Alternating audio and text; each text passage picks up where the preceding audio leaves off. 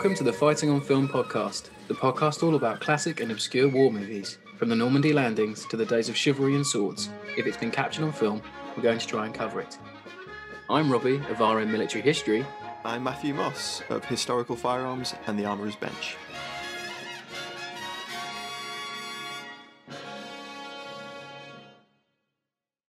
Hello, welcome back to Fighting on Film. Now this week, you've caught me in the Foff Vault because Matt is on holiday, so we are taking a little week break. But have no fear, because I've dusted off a absolute belter from the Foff Vault.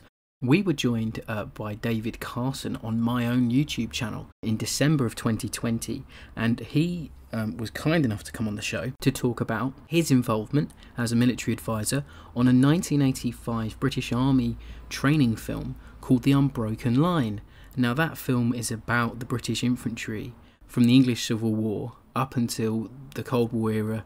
And Matt did a breakdown episode on his channel, The Armourer's Bench, of the Piat scene in the movie, so you can go off and watch that. And if you'd like to watch the watch-along that we did, that the audio for this episode is taken from, you can do on my YouTube channel, which is RM Military History.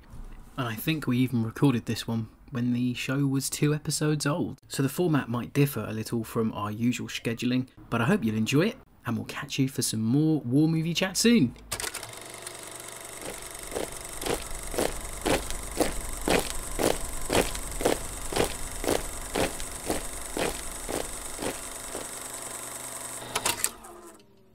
Welcome back to the channel, everybody. We've got a meeting of minds, shall we say, today. I'm joined by Matthew Moss of the Armourer's Bench, better known as Historical Firearms. And we're joined today also by David Carson, an ex-colonel and MBE holder. We're extremely excited to have him on the channel. And he's going to be joining us talking about a film he was a historical advisor on all the way back in 1987. The film's called The Unbroken Line. And David, would you kindly give us a little bit of a synopsis of the movie? Yeah, certainly. So actually it was 1985. Sorry to correct you before we started. But the film came about because it was the tercentenary of a number of British Army regiments. And the film was commissioned by the Central Office of Information on behalf of the MOD. I suppose partly recruiting, but also for internal audiences to show serving soldiers something of their heritage and to make that link. And it was very much aimed at the soldier and the NCO. It wasn't a film about posh officers particularly. It was about the blokes doing their job and how that sort of strand of service, dedication, comradeship, maybe stubbornness, all those sort of traits that we all know exist today and existed then, and how that's been a sort of golden thread, I suppose. I think that was really what they were trying to get across. You know, as with all things, the budget first, I think, and foremost went on the actors and the director, and then, you know, we had to scrabble around to try and do 300 years of British history literally in 3 days. That's all we had to do it, with some soldiers from the Gloucesters, who were our infantry, and from 160 Bravo Company, Royal Military Police from Aldershot, who were the last remaining mounted police unit in the UK at the time, long now sadly gone. And they were our cavalry. So, yeah, it was extraordinary, really. And I sort of walked into it because I just left Morris Angels, the theatrical costumiers, helping to run their military department. And I sent out a load of letters to production companies. This is all before email and things like that. And I was more than surprised to get a phone call from a production company in London saying, we've just been asked to make this film for the Central Office of Information on behalf of the MOD. And that was a company called Illustra. I don't even know if they exist anymore. And, you know, I was taken out to a posh lunch and asked what I could do. Well, I'm afraid I think I sort of probably made it up, but I just said I could do anything you want me to do. And so they obviously wanted a military advisor, but they hadn't got anyone else to do props, to be an armourer, to find locations, to do any of those bits. So I sort of said I could do the whole lot. So, which was pretty silly, but I was 27 and young and enthusiastic, and thought I could have a crack at it. So that's sort of the background, really. And Salisbury Plain was our location, and I happened to live within the sound of the guns from Larkhill, so which rattled my windows. So I know the plain pretty well, and I'd served in the TA for 5 or 6 years by that stage. So I knew the plane intimately, and I knew how the army worked. So it was a very neat, fit really from all respects. So I could work with the army, I could work with the civil servants, I could work with theatrical costumiers and armourers, and I called in lots of favours. So we can talk about a bit more about those as we go on. But that's sort of it, really. Yeah. When I found the video, I immediately sent Matt the link, because I was like, you have to check this out. I think I was very excited. As you were saying there, David, I actually dug up some prints that I have, the Suffolks and the Anglicans. Yep. The Anglians. And it has 3 uniforms, 3 depictions of uniforms from 1685, Napoleonic period, and then early Cold War, and one of them is actually 1985. Well, there you go.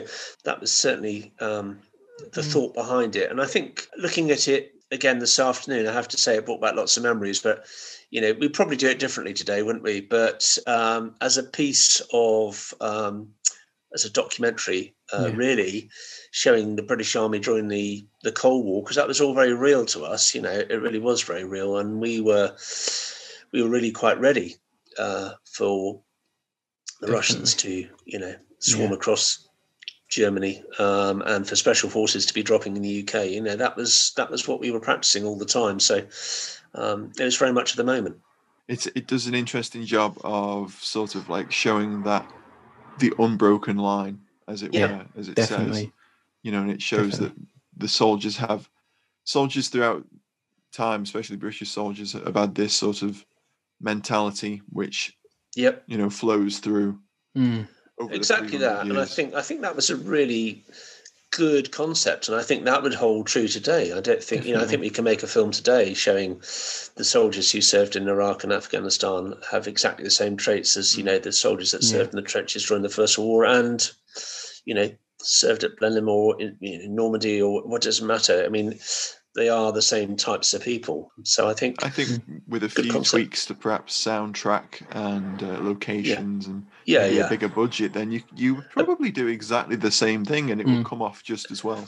Exactly. I mean, a bigger budget would help enormously, and I can't even begin to tell you what we tried to do it on. So there were lots of shortcuts taken, and looking at it now, I mentally made those comments to myself. Oh my God, why didn't we do this? Why didn't we do it? But I know why we didn't, because we didn't have the cash. So right. So I think on that note, we should start watching it. I don't know. What sort of noise? It's funny, Corporal. Sounded a bit like horses. Horses? Don't be daft. Cows, maybe? Knock it off. Well, I heard something. It sounded like horses. Go on, man.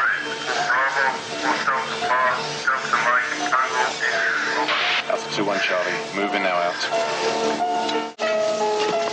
300 years ago, Daniel Defoe wrote that the poor starve, steal, or turn soldier.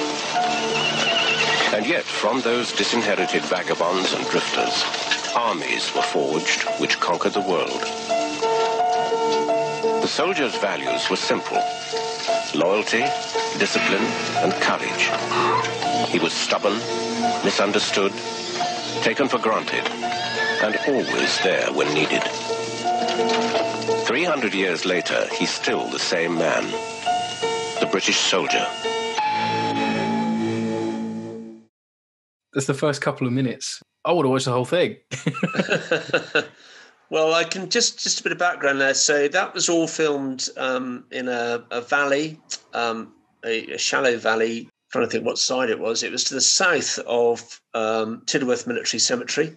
So, and that was a tenanted farm. So the barns you saw right at the end of that clip was part of a farmyard, which we took over basically. And the chickens were supplied by my brother.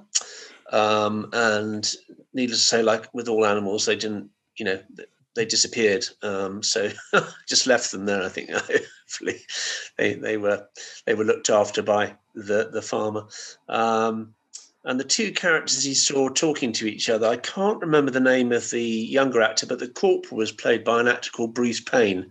He's quite well known now, worth Googling and looking up. And he went on to do quite a lot of stuff. And he appears all the way through, I think. Maybe not in the Waterloo sequence. We'll have to have a look at that. But he's certainly in the World War II one as the corporal. Yep. Actors, did they have previous military experience, or were they just? No. So we had for the present day at the time for the 1985 sequences, we had lots of soldiers around. So they were taken off and given a bit of basic, what do you do? So in that sequence, you saw them moving back out of their positions, backwards, which is the correct way of doing it, obviously keeping a low silhouette and moving back. I can't remember when they pop up out of the grass. Yeah, exactly. Really good. Those were all soldiers, the rest of them, and it was a 432 belonging to the Gloucesters. So I think it was all very nice. They were taken in hand and just briefed on what they for each scene what they should and shouldn't do. When it came to the World War II bits and the Napoleonic bits, I taught. We'll talk about that later, but I taught them Napoleonic musket drill, and then I taught them how to use World War II weapons. So I love how he thinks he's hearing like the echoing of the past. Yeah. There's a narrative there, but then there's this overarching narrative of them being in the same area of the troops previous. I really like that. I love the narrative choices. Yeah, well, of course, it's meant to be in Germany somewhere. Yeah, of course. So that's the link. And the synthy soundtrack's just very 80s. I love it. So good. So that's a nice little beginning, and it's. I was very pleased with that scene in the farmyard. We'll see a bit more of it in a minute, but I mean that took. We had the old tripod and the cauldron, and we had a proper fire burning, and there was there wasn't anything in it you could eat, but it was that sort of feel, and the barn inside was perfect because one of the beams had cracked, so the sort of roof was caving in, but it just looked, and it was sort of, it's probably a slightly later barn, to be honest. It's probably late 1700s, early 1800s, but When is the initial segment set? Is it Battle of Blenheim? Yes, it is. Yeah. And again, I mean, I had hands up. It wasn't my period, and I went and got all the costumes and stuff together, and then I should have done the research a bit more closely, because they should be wearing tricorns rather than just having one side of their hats turned up, to be honest. Yeah, that's a little bit earlier, I think. Yeah, exactly. The uniforms are sort of okay. Don't look too closely at the swords. And the shabraks on like 1793. Yeah, exactly. And the shabraks on the horses are the same ones we use. But there was just not enough money to hire swords for each But period. to the uninitiated, someone that isn't looking for those kind of things, or you're just engrossed in the film itself, then you're not going to notice those. No, we wanted to give a clearly different feel to Waterloo, and I think the Waterloo section. I don't want to keep jumping, but that's a bit more clearly defined. Yeah. I think that it shows a nice it's a nice juxtapose where you see the kit the army has in 85 to the kit we started with in the 1700s. Yeah. It's a real nice, to juxtapose again. It's such a nice switch. So I think we'll continue. Aye, we could wish for some activity, sir. It defies belief that we must wait here in idleness while His Grace is even now committing lesser regiments to engagement. If he will but let us have at him, sir, we'll play a tune for those Frenchies to dance to.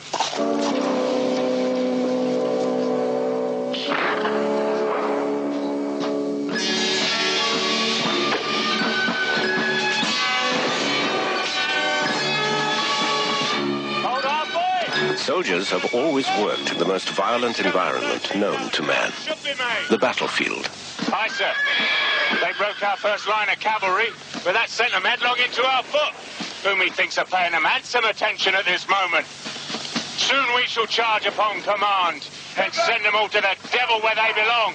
A soldier's loyalties are to his country, his regiment, and his comrades. He will defend them all to the death. Comradeship is the intangible link that binds the highest commander to the lowest private. At Blenheim, John, Duke of Marlborough, led a vagabond army that achieved the greatest victory that Europe had seen for 400 years.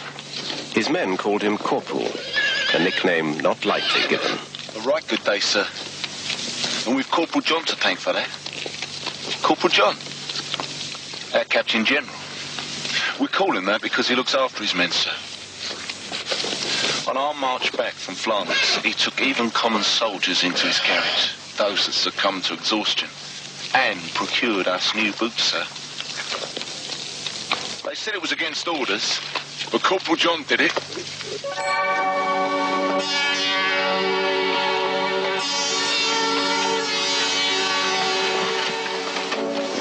The system, like society, has never been perfect. Your pardon, sir, but I'm lately come to the regiment and scarcely know the men. Yet they seem good fellows. We enjoyed most famous sport down yonder in the village against the gendarme, who scampered off with the most determined modesty. Blenheim is its name, though the men have dubbed it Blenheim. Aye, they seem good men all, yet I must perforce leave them shortly, for I'm apprised of a captaincy fallen vacant for purchase with the 21st.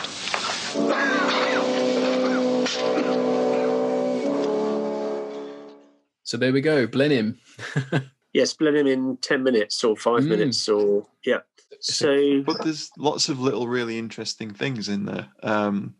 You know, the mention of the captain buying his captaincy in another battalion, another regiment. Yeah, it was an interesting inclusion. Obviously, something that was such a big part of the British Army for, I suppose, 200 years.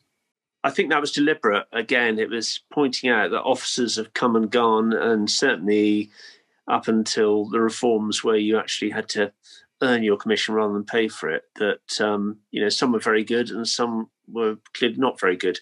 And it was the soldiers and the NCOs that formed the backbone of the army.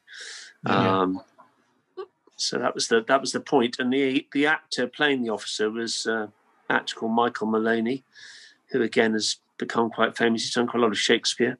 Again, well worth Googling him. So he was a very young, up-and-coming actor, as was Bruce Payne, who appeared in that sequence. So, yeah, really interesting. And the cavalry NCO was a chap called Dallas Adams, and I did look him up today, and sadly he's no longer with us. He's passed away, but he played quite a significant part in the film all the way through. That charge is quite magnificent. They actually jumped the cameraman. Oh wow! Absolutely terrified him, because that wasn't meant to happen.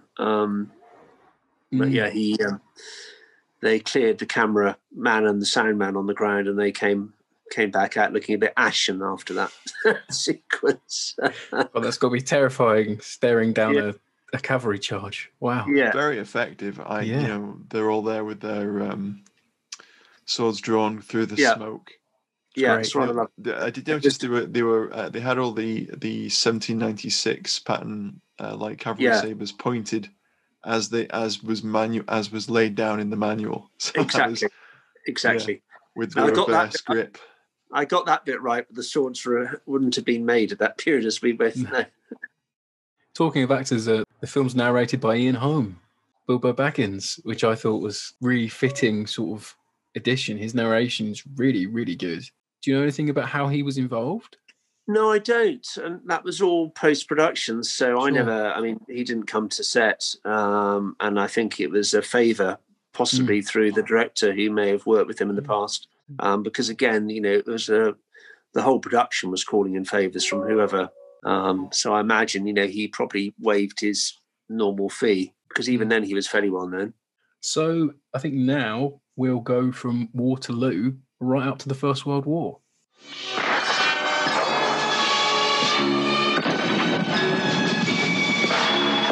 The regiment is the cornerstone of the British Army. Regimental spirit is based on ideals of loyalty, comradeship, and honour. Those ideals are enshrined in a regiment's colours. Ready! Present! Fire! The backbone of the army is the non-commissioned officer. Then, as now, he led by example. That'll be the third assault we've repulsed today, sir. The boys are standing well. We let the Frenchies come to 20 paces sometimes before we return their salutes. They'll be damn fools, begging your pardon, sir. They keep coming against us in this manner. The soldier at Waterloo had been taught by his non-commissioned officer to fire his cumbersome musket at the rate of 2 rounds per minute. Standing shoulder to shoulder in the square, the same NCO helped his men to maintain that rate of fire in the face of cavalry charge, musket volley, and artillery bombardment. If a square were ever to break, God forbid, it would become of little more consequence than some Hyde Park mob. And you may wager it would present Johnny Crapo yonder with some fine sport for his cavalry. There is more, worse. For if a square were to break, the regiment that composed it might scarcely raise its head ever again. Prepare to resist! Cavalry! Ready! Wow. Yeah. What a great sequence. I want to be in that line with that sergeant. It's a British Army sergeant personified, isn't it? Well, it's obviously it was meant to represent a corner of a square, and we had very little time. I mean, I had to train those guys to fire Brown Besses, and to do all the correct loading drills. We were able to get up to the 2 rounds per minute for real. I mean, that's actually what we managed to achieve within probably half a day's training. But because, you're working with soldiers, they do what they're told and they understand orders, and they just got on with it. And they rather enjoyed, biting the cartridges off and ramming them down. And it was great. I got actually told off for firing a volley when they were filming another sequence because we had to rehearse to make sure it would work. But literally, we ran from one day to the next. It was Blenheim, and then I think we had a day off, and then it was into Waterloo, and another day off, and then into the Normandy sequence. So, point of interest there: the actor playing the Dragoon officer is Christopher Good, who's best known for his portrayal of Major Carlyle in A Bridge Too Far. He'd already done that by that stage, so I was quite surprised to see him on set, actually. Sort of hint at the 69th losing their colours at Quatre Bras. Yes. I like that inclusion in the little narrative monologue. The regiment wouldn't dare show its face if they lost it again. Obviously, I think the 69th recovered theirs during the 100 Days campaign, but yeah, they famously lost theirs at Quatre Bras. Yeah, and it was, as you say, a huge disgrace. And I think they were just trying to, the script was trying to bring that out, and the fact that, it was an officer holding the colour but being defended by NCOs. So that was, again, part of the dialogue. I think as well that the talking to camera is definitely something you never see again in possibly from a narrative point of view in one of these training videos. They're possibly not from a historical reconstruction point of view. It's very refreshing to have a soldier from the past come and talk to the viewer.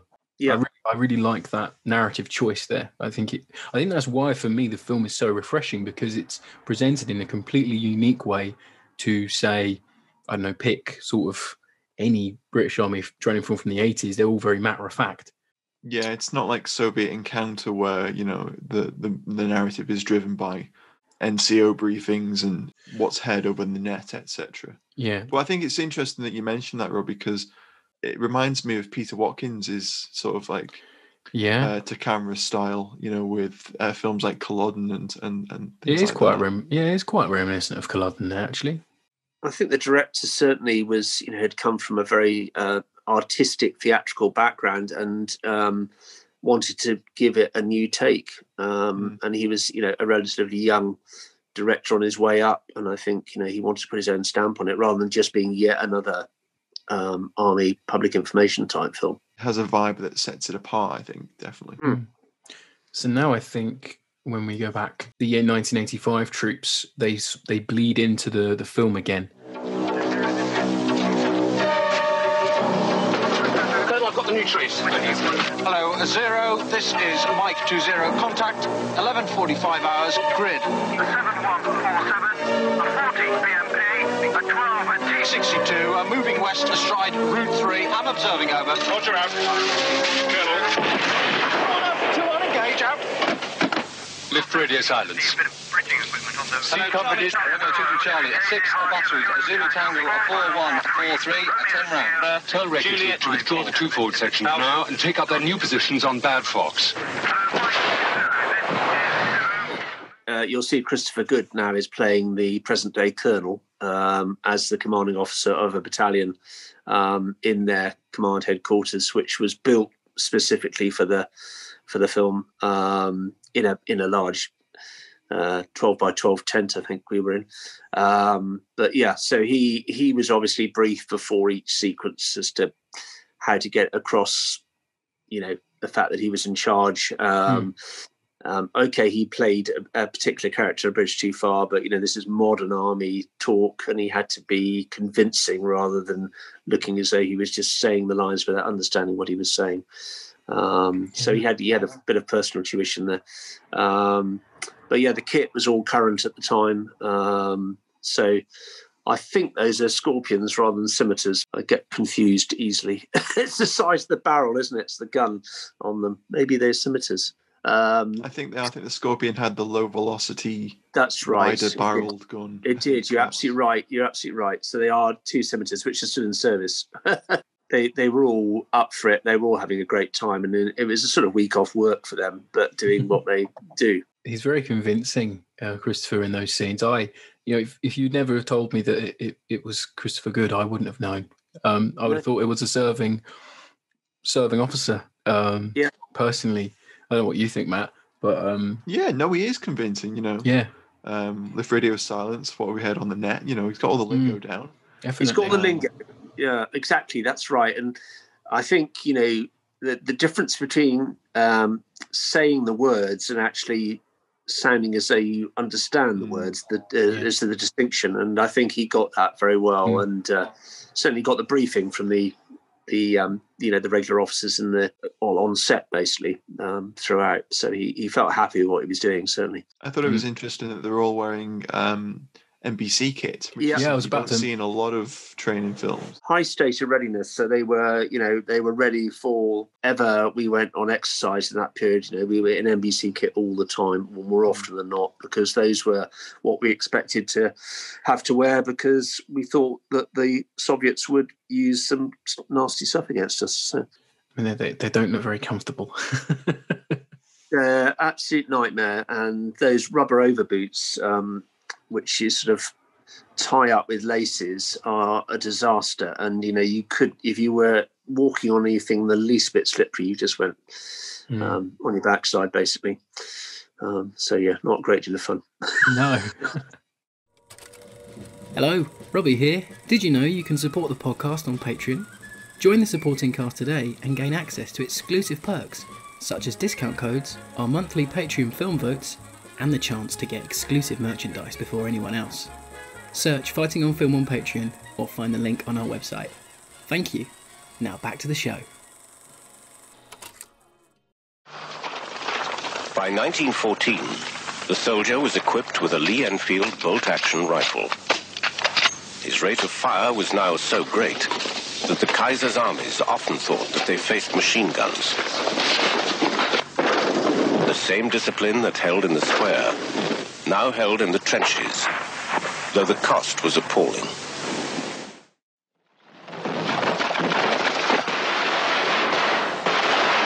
Well, we noticed some movement in the field over there. I sent Edwards directly. Used to be Bookie's runner. See around corners. And I suppose you've seen any of our lot. We got split up. Shell fires. The radio's US. Some of the lads copped it. We're Dorset, see?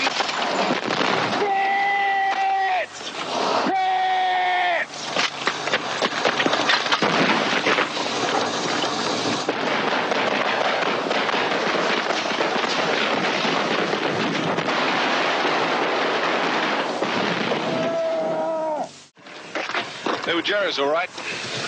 Made a real mess of that tank. Killed 3, the rest are in the bag. One out for the Dorsets, right? So there we are, from the First World War to the Second World War there. The only bit of live action in that First World War sequence was me demonstrating how the SMLE can be cocked at a rapid rate. That was from my collection. I just bought that in and did a close-up on it. But the World War II, the Normandy World War II sequence, one of my favourites, I suppose, involved an awful lot of calling in favours. So all the vehicles in that sequence belonged to friends or to me. The ruined car came from a scrapyard on the edge of Salisbury Plain, 1930s car. The actual location was a place called Greenlands Camp, which is not far from the Bustard Inn on Salisbury Plain near Larkhill. And we chiselled the wall so we could drive the Hetzer through it.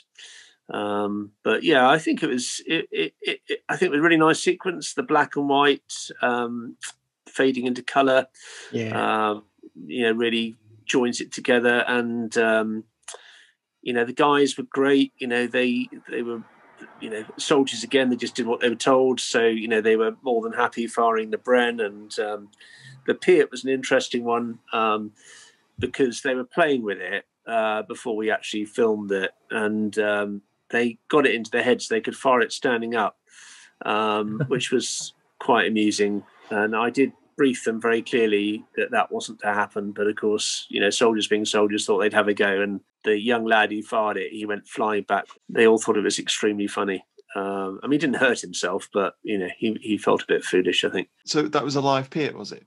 It was a live Piat, yeah. And that came from Baptist in London, yeah. Yeah, there's not too many of those around anymore, sadly. No. But I did wonder, because it's, it's a very good representation of, how it would have been used. It's being called up. One was issued per section, I believe it was. Yep. Yeah, 3 per company, 1 per section. Yeah. It's a nice little scene. Resisted the urge to shout, "Bring up the Piat." Bridge over the bridge. Yeah, just shouted Piat. I think it was nice because they called for the gun group, which was exactly right. Yes, I was going to mention that. Yeah, two-man gun group rather than split down into fire teams as we are today. Nice to see an L4 Bren. Yeah, and that was all being, I have to say the World War II tactics were still being taught when I did Junior Brecon in 1982, the year of the Falklands. Junior Brecon for territorial soldiers, which was a 2-week course, and we were still having a 10-man rifle section with the gun group and the 8 riflemen. That was still being taught in 1982, and it was actually because of the Falklands and the experience of the Falklands that they started to rethink that, and the FAR team concept developed. So that wasn't alien to those guys particularly, in a sense. So it's really interesting that World War II tactics were still being practiced, whereas nowadays they wouldn't know what you were talking about. True. No idea at all. It's still fire and manoeuvre, but I suppose it's been broken down a little bit further than gun yes, group, indeed. rifle group. Indeed, exactly. Yes, it's 2 fire teams, half a section each. One commanded by the section IC, the other one commanded by the section 2 IC. So that gives you that constant 1 foot on the ground, moving forward in tactical bands. But essentially, the gun group, as you know, was there to cover the advance of the rifle section. But yeah, I think it was just a great bit of fun. It was a very tight little scene. It worked really well, and I was fortunate that I own my own Hetzer, so that gave them saved them a lot of money. They wouldn't have had a bit of World War II German armour in that if it hadn't been for the fact that I was prepared to do it, for the sake of hiring a low loader. And the other guys, there's a dingo in there. Yeah, I was going to ask what that was. I couldn't quite make out what. Yeah, it's a dingo in the background and a jeep in the foreground, and they all did that for the love of it. And the reason we went for the 43rd Wessex Div, one because it was it's a West Country regiment. A division formed of West Country regiments, so it sort of has a resonance, and also that the vehicles were predominantly marked up to that because they belonged to friends of mine, and we all marked them up the same. So we wanted to tell that story, and I think I changed the script to say, one up for the Dorsets, Yeah. And actually, I am in that scene as one of the German tank crew. Oh, great! You can't see me, so I'm on the ground, spread eagled. Nice, yeah, cool, love it. It's great. I think when I rewatched it earlier, I think one of the Tommies looks like he's never worn hobnails before, because he looks like he's going to go flying when he starts running in. And I'm thinking, oh gosh, those stick bayonets, they look quite dangerous now when they're flailing around with them. Oh my! But that whole section's just brilliant, isn't it, Matt? You know, it's really nice to see a Piat that you've not seen on film before. You know, was there a decision to include the Piat, or was it just, was it in the script already, or because I expecting to have an armored vehicle? No, I think I can't remember exactly what we were going to do, but I think because they wanted to knock the tank out, the only way to knock it out was to have a Piat. So I won't claim complete credit for it, but it's a long time ago. But I think probably that was how it evolved. Once I said I can supply, a German tank destroyer, and the only effective way of knocking it out without using some, artillery proper against it, which we weren't going to get hold of in a hurry, was to use the Piat. So it's great. Yeah, it's a great scene. I'd say it's probably one of the best depictions of a Piat in action. 300 years after Blenheim, we have a professional army of volunteers. The battles are more complicated and the equipment more sophisticated, but the values are the same. A soldier's comrades and his regiment are as important as ever. Jake's just copped a message on the neck. Enemy have turned up near our last position. 3 platoon will have them then. And the Staffords are got in on the act. Prepare to move. Move!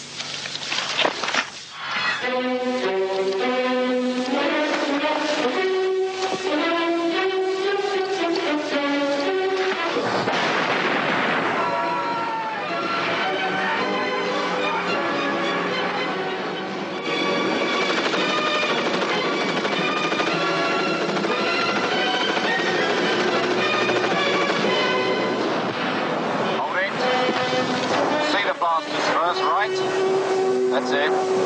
Nice and close. Pick a target in your own arcs. Steady. Steady. Watch and shoot.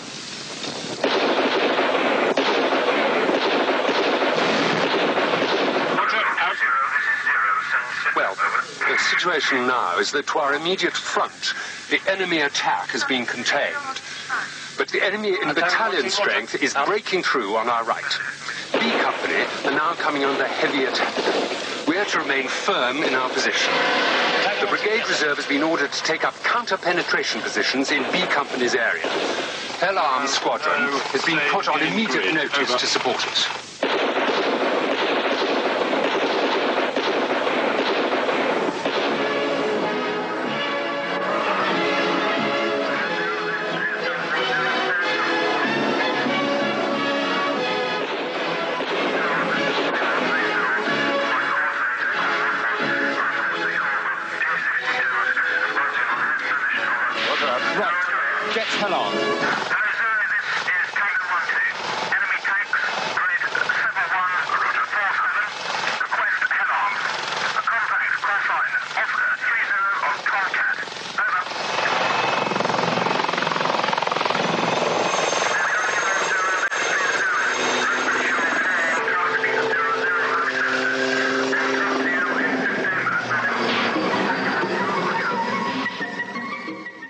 So there you have it, the British Army on the Rhine, proving proving what they could do there. What a sequence! It's amazing. Yeah. It's a great sequence, and those the 4 Lynxes with the tow missiles on. Obviously, again, they were deployed to the plane. The actual firing sequence clearly wasn't where we were. All the stuff going off on the ground was, explosive packs electronically detonated, as you would expect. But I think it was really quite well linked together. It had a good feel. And I know the Army Air Corps pilots, a breed apart. They've got all the Gucci kit, the flying boots and the nice gloves and all the rest of it. And you saw a very distinctive sort of post-Falklands tash on one of those pilots. Oh, yes. So he was... they rather enjoyed the fact, I think they were, being in a film. Let's put it like that. They certainly, starring role. enjoyed that, and chatting up all the girls on the production team. Yeah, Flyboys, eh? yeah. Was that shot, David, where they're sort of like flying over the top of the tanks? Was that done by air? Was that an aerial shot, or was that? Yes, it was an aerial shot. Yeah, they had a helicopter in to film that. Of course, pre-drone. You know. Yeah. That was the only way of doing it. So yeah, they did. They hired a chopper. And actually, I'm just rethinking that whether they didn't actually. I just can't remember whether they hired one in or used one. I think they used one of the army choppers. Actually, I think they may have gone up in a Gazelle or something. Yeah, that might make sense. Yeah, it would have been much cheaper. I think that's what they did. Yeah, I think that's what they did. To be honest, I wasn't. You know, I was running around trying to get the next sequence ready, so I didn't watch every single shot. As I said, the 1985, you know, current serving soldier bits were predominantly just run by we had a liaison officer from the MOD, and you know he dealt with the production crew and you know got everyone together and told them what to do. So you know, I was having sort of not necessarily downtime, but I was either catching chickens or trying to catch chickens or trying to arrange for a low loader to offload a tank somewhere. You know, that's sort of what I was doing if I wasn't actually on set. Yeah. I like the part where the sergeant in the fire position with the lads with the SLRs, where he goes, "Oh, don't worry, lads, it's just noise; it can't hurt you." Yeah. Because for me, that echoes the NCO in the Waterloo scenes where he's telling his lads to hold steady and hold fast. It's that whole sort of look, you know, your NCO's here; he'll help you out, he'll be with you. Don't worry. It's a really nice little inclusion. There's a lot of callbacks throughout the whole thing to previous sections, and it's only when I watched it a few times I actually realized they were there. It's a very multi-faceted movie. There's a lot of love in the production. You know, it really seeps through there. No, absolutely, and that was Bruce Payne playing the modern NCO. You know, in that 1985 sequence, and he didn't appear in the Waterloo sequence, but he was in the Normandy one. So and Blenheim. So again, that was the link of having the same face. Reappearing in different uniforms in different time frames, but essentially being that person, you know, that the soldiers turn to in their hour of need, somebody who would reassure them and, you know, be a father, a brother, and, you know, a cross dad sometimes. Yeah. I liked, you know, we've spoken about the fairly magnificent scenes with the Lynxes, but we have those nice little inclusions of like the GPMG and the sustained fire all running through a belt, and you know, and I think there's a line in the dugout where he's, you know, he as he's ordering to open fire, he's like watch and shoot, which is something I normally like sort of associate with fire range drills, that kind of thing. It's very much one of the fire control orders that are given to, you know, the rifleman when you're, you know, in that situation. You know, watch and shoot is normally given, you know, either during an attack or defense or on an ambush, for instance. Once you've sprung the ambush and it's all silent before the ambush is sprung, and then there'll be watch and shoot afterwards to try and pin down any survivors. But nice touches, as you say, absolutely. Yeah. I wish they got a Gympie firing a live belt rather than a blank belt. That was the only thing. And it was out in the open as well, which if you think about it, probably wouldn't have been out in the open. Well, they wanted to massacre those Russian troops coming through that clearing, didn't they? Well, they were kind of fumbling through that clearing, weren't they? They weren't exactly in good order. No. Well, they were. I think again the Gloucesters are playing the enemy as well. Must be conscripts. Right. Yeah, that's and they it. Were told to ham it up as much as they could. Well, they've done another set of uniforms to hire. Yeah. Well, they've done their job because they got the motor battalion to dismount, which is really good drills. So I think we'll watch the last little bit. Okay. And the soldier? He's still loyal, disciplined, courageous, and bloody-minded. He's still taken for granted, often misunderstood, and sometimes unpopular. But he's always there when you need him. And if necessary, he'll die for you. I have made for you a song. It may be right or wrong, but only you can tell me if it's true. I have tried to explain both your pleasure and your pain. And Thomas, here's my best respects to you. For there'll surely come a day when they'll give you all your pay and treat you as a Christian ought to do. So until that day comes round, heaven keep you safe and sound. And Thomas, here's my best respects to you.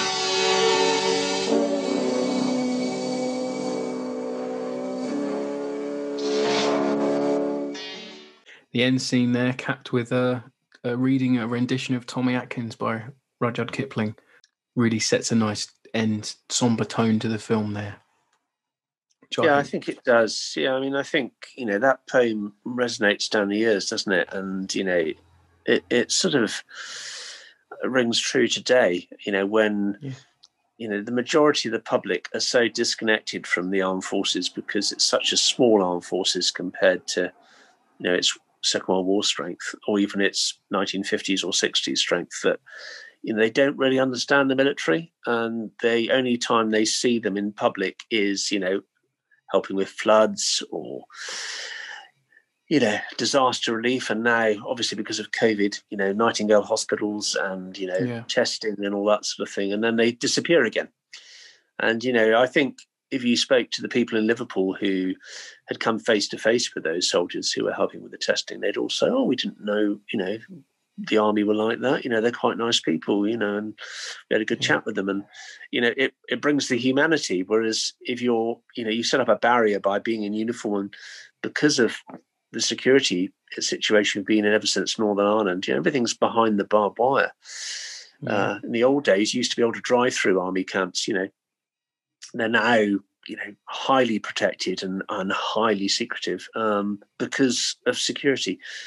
So I think, that poem says it all, really. It's the lack of understanding and connection with this country's armed forces, which is very sad. And it's not of the armed forces making. It's purely because society has moved on and the armed forces have shrunk. And, how many people have relatives serving these days? It's a minority, or have, fathers or cousins or brothers or sisters, whereas I suppose when I was brought up, in the 1960s, national service had only just ended. Everybody knew somebody who'd been in the army, the navy or the RAF. It was just the norm. Yeah. Just think that, when the line where it says, "Oh, we'll die for you," it's very, they are prepared to lay their lives down. And that's something that is sort of also not forgotten, obviously, today, but it's a very powerful wording now. I commend the scriptwriter for including those lines, because it really caps off the movie in such a sort of wow, not to choke you up, but you feel quite proud of the forces at the end there, in a way that possibly I don't think other movies have sort of captured in the right tone, because you've seen the British Army go from Blenheim to current day. You understand a little bit better of where we came from and where we are. I think that's how it, for me, at least that's what I get from the end there. Yeah, I'd agree with that. And I think, let's, in historical context, 1985, 3 years after the Falklands, that was the first sort of war fought in the public gaze, with daily updates and broadcasts on the news. That was highly, highly unusual. Whereas, previous campaigns, Korea, Malaya, Aden, Borneo, none of that had been live reporting. And then from that point onwards, we move into a whole series of conflicts, in the former Yugoslavia, the two wars in Iraq, Afghanistan, which is, covered to within an inch of its life. And so, this film was made at a time when that was just beginning to happen. But the army, as an army, had been trained to fight a conventional war against the Soviet Union. But we suddenly had to switch tack to being, peacekeepers in the former Yugoslavia, and then, on the offensive in Iraq, fighting a proper war, but against a very different enemy, not the enemy we've been trained to fight against. So, what I think is particularly valuable about this film is it's a snapshot in time of where the British Army were at that time. And then, just thinking a few years after that film was made, Glasnost, Perestroika, Yeltsin, the fall of the Berlin Wall, and all that was coming, down the line. And none of that was a reality at the time. So, contextually, it's important to remember where that, where we stand in 1985. I really enjoyed that sort of transition between the 1985 wounded soldier through to the 1704 wounded soldier. Where it's the same sort of like shot, it's the same sort of resonance that's mirrored down the ages of saying, these are men that put it all on the line, and they're willing to do that because it's their profession, and it's that. It's that unbroken link of, professionalism and the mindset of being a soldier that remains, that link back through 3 centuries plus of, of soldiering. Yeah. Absolutely. Yeah. That's the unbroken line, isn't it? That's the film. That's exactly what it's all about. And I think, as I think I said earlier, if you decided to make that film today, you would get exactly the same resonance, but you just update it to where we are today. And, particularly 2 or 3 years ago with Afghanistan going on, that would have been particularly poignant. And, soldiers at the end of the day have a job to do, and they do that job on behalf of, their political masters. And, Afghanistan is a difficult, contentious subject for lots of people to talk about, and it's not the time to go into it here, but regardless of whether it was right or wrong, soldiers have no choice in the matter. They've got to do their duty, and ultimately a lot of them lost their lives, which is going back to what you were saying earlier is bottom line. And there we go, another big thank you to David for appearing in that episode with us, and he might be back on the show soon because he didn't just do The Unbroken Line, but he also worked on a couple more movies, so I think we'll get him back on in the future. And thanks for listening, everybody. You can follow us on the socials, visit fightingonfilm.com to find the entire back catalogue of the show, and we'll catch you next week. Bye everyone.